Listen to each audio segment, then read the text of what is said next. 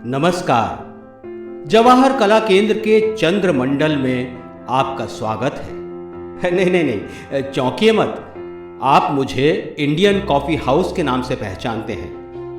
मैं उसी coffee house परिवार का हिस्सा हूं जिसने देश भर में अनेक शाखाओं के जरिए अपनी एक अलग पहचान बनाई है। अपनी कॉफी के स्वाद की वजह से, दक्षिण भारतीय व्यंजनों के जायके की वजह से, कम कीमत और स्वादिष्ट गुणवत्ता की वजह से, खास तौर से बुद्धिजीवियों, कलाकारों, साहित्यकारों और कला प्रेमियों के बीच मेरी गहरी पैठ है।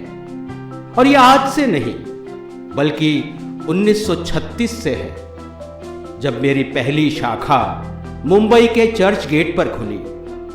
हालांकि तब मेरा संचालन इंडियन कॉफी बोर्ड करता था और मेरा नाम था इंडिया कॉफी हाउस। आजादी के बाद 1957 में ए गोपालन के नेतृत्व में मेरी कमान संभाली Indian coffee workers cooperative society ने और मुझे नया नाम मिला इंडियन कॉफी हाउस। नाम जरूर बदला, लेकिन मेरा जायका, मेरा स्वाद और मेरे गुण ग्राहकों की परंपरा आज भी वैसे ही कायम है। देश भर की सैकड़ों शाखाओं में आने वाले नियमित ग्राहक मेरी इसी खूबी के मुरीद हैं। ये तो बात हुई मेरी परंपरा और मेरे इतिहास की, लेकिन मुझे तो बात करनी है इस शाखा की जिसमें आप आए हैं। वो क्या खास बात है जो मुझे दूसरों से अलग करती है, अनूठा बनाती है? सबसे पहली तो ये कि मुझे अपनी गोद में बैठाया है जवाहर कला केंद्र ने। वो केंद्र जो अपनी सांस्कृतिक गतिविधियों और नवग्रह मंडल आधारित अपने भवन के वास्तुशिल्प के लिए जग प्रसिद्ध है।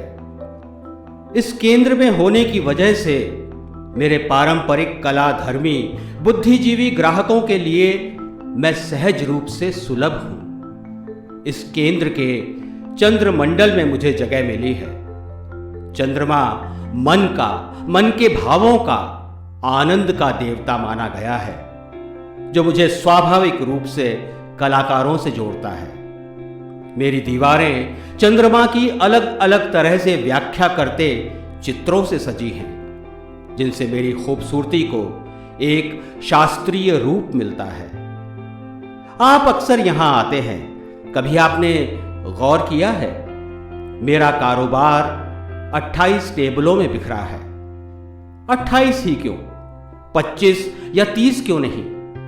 जनाब, चंद्रमा की 28 कलाएं होती हैं, इसीलिए हर टेबल एक एक चंद्रकला को दर्शाती है।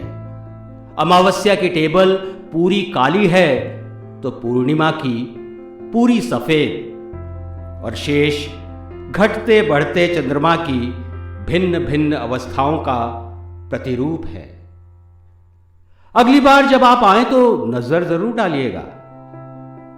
एक बात और जो शायद दूसरी कॉफी हाउस शाखाओं में नहीं है, मेरे यहां नियमित रूप से आने वालों में लोक कलाकार और विद्यार्थी वर्ग भी है। उनकी पसंद को देखते हुए एक छोटा सा बदलाव किया है। इस कॉफी हाउस में चाय भी मिलती है, लेकिन मेरा मसाला डोसा, उत्तपम, इडली, वड़ा, सांभर और चटनी और कॉफी का स्वाद परंपरा से विशुद्ध दक्षिण भारतीय ही है, क्योंकि इनको बनाने वाली सामग्री और मसाले आज भी दक्षिण भारत से ही आते हैं। अपनी रसना की तलब मिटाने वाले, अपनी कल्पनाशीलता को नई दिशा देने वाले, अपनी नई रचना को साथियों से बांटने वाले मेरी कॉफी और मेरे माहौल का ही सहारा लेते हैं। मैंने यहां रिश्ते बनते देखे हैं, मैंने यहां नए सृजन के बीज पड़ते देखे हैं, मेरे परिवेश की सकारात्मक ऊर्जा से नई पौध को तैयार होते हुए देखा है। आप कब आ रहे हैं मेरे जायके और मेरे कलात्मक माहौल में डूबने के लिए?